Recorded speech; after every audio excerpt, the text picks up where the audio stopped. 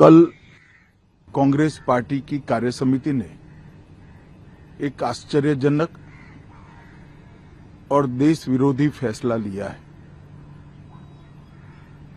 उन्होंने अपनी पार्टी के 37 के रिजोल्यूशन को फॉलो करते हुए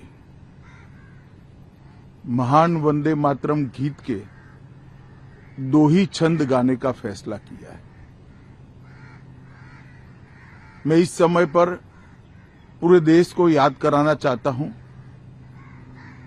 कि 1937 में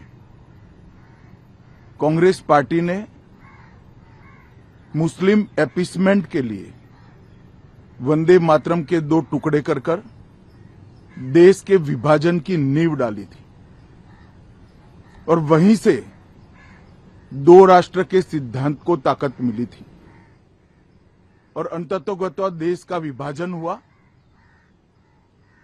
और पाकिस्तान का जन्म हुआ था।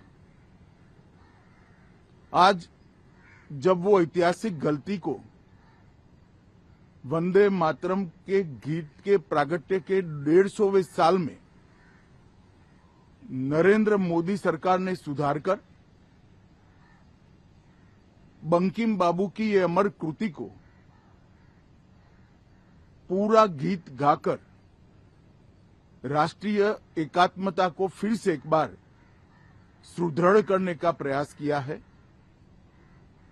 और सभी सरकारी फंक्शंस में इसको पूर्ण रूपेण गाने का जो निर्णय किया है वो निर्णय को कानूनी जामा भी पहनाया है। इसकी अवहेलना करने का कांग्रेस ने कल निर्णय किया है। कांग्रेस का ये निर्णय केवल और केवल इनकी घोर तुष्टीकरण की नीति की पुष्टि करता है। वोट बैंक के तुष्टीकरण के लिए उन्होंने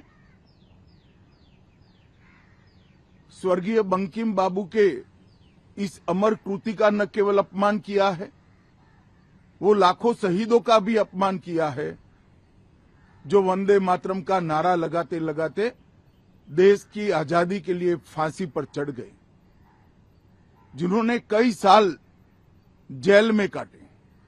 आज कांग्रेस पार्टी 1937 का अपनी पार्टी का रिजोल्यूशन मान रही है और पार्लियामेंट के एक्ट को नकार रही है।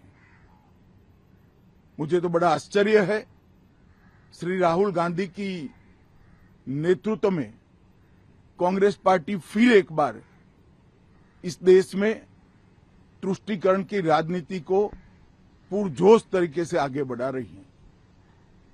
मैं देश की जनता को अपील करना चाहता हूं कि एक बार इस देश ने गलती करी थी वंदे मातरम के 2 टुकड़े होने देने की और एक गलती के गंभीर परिणाम हमने भुगते हैं।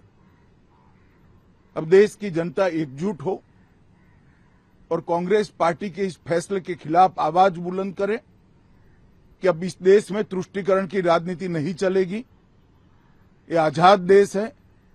आजादी के 80 साल के बाद 1937 में जो फैसला कांग्रेस ने किया था, जिसको नरेंद्र मोदी जी ने सुधारा है, उसके सामने का कोई विरोध इस देश की जनता नहीं सहन करेगी।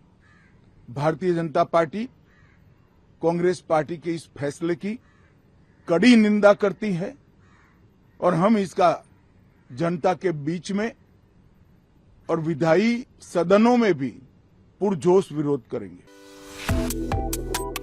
Subscribe to One India and never miss an update. Download the One India app now.